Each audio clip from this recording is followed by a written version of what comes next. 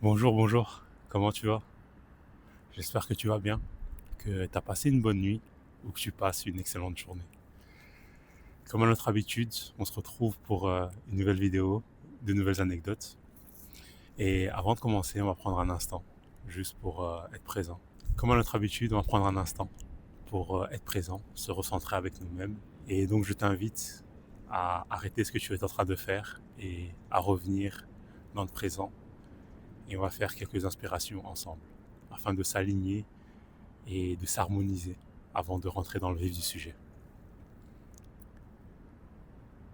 Maintenant que tu es installé, on va partir sur une profonde inspiration et une lente et douce expiration. C'est parti.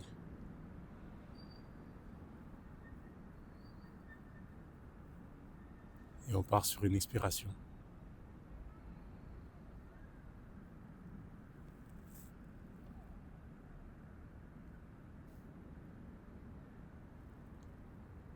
Et on ressent.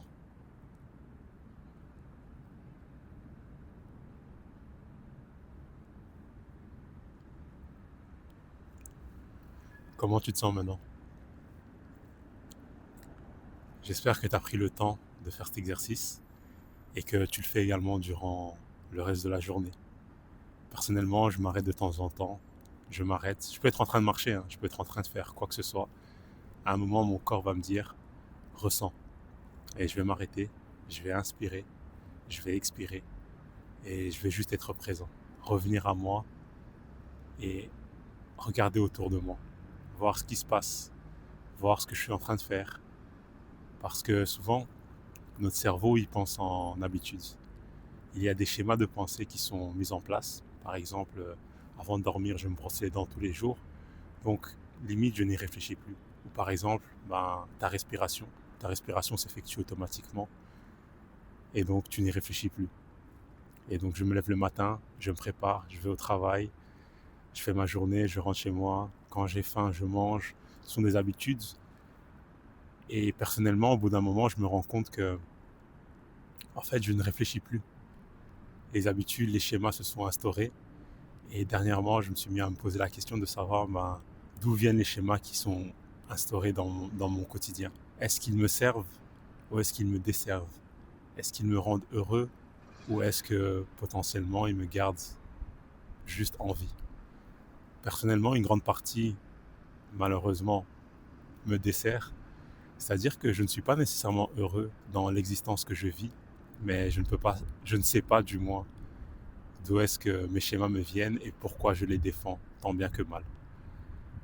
Et donc c'était un peu le sujet que je voulais amener aujourd'hui, à savoir est-ce que tu vis une vie, une existence, un quotidien qui te rend heureux, avec lequel tu es aligné, ou est-ce qu'il y a des éléments qui potentiellement tu pourrais changer? Parfois ce sont des petites choses, hein. Ça peut être faire un peu plus de sport, dire merci plus souvent à la vie. Pourquoi ne pas commencer un exercice de respiration, que ce soit du yoga ou passer plus de temps avec ses proches. Ça peut être tout et n'importe quoi. Mais avant de pouvoir changer, il faut pouvoir le reconnaître. Et des fois, ça peut être également juste se rendre compte de la beauté et avoir un sentiment de gratitude par rapport à ce qu'on a déjà. Il ne faut pas toujours changer, parfois il faut juste changer de point de vue, de référence. Et voilà, c'était mon partage du jour. J'espère que tu as apprécié. N'hésite pas à me laisser un j'aime, à me partager tes pensées en commentaire ou à t'abonner à ma chaîne afin que nous partagions cette aventure ensemble, l'aventure de la reconnexion à soi. Merci beaucoup pour ce moment. Merci beaucoup de m'avoir accordé de ton temps, de m'avoir accordé ce que tu as de plus précieux, ton temps. Sache que ça me va droit au cœur. Je te remercie. Bonne journée et on se retrouve demain pour une nouvelle anecdote.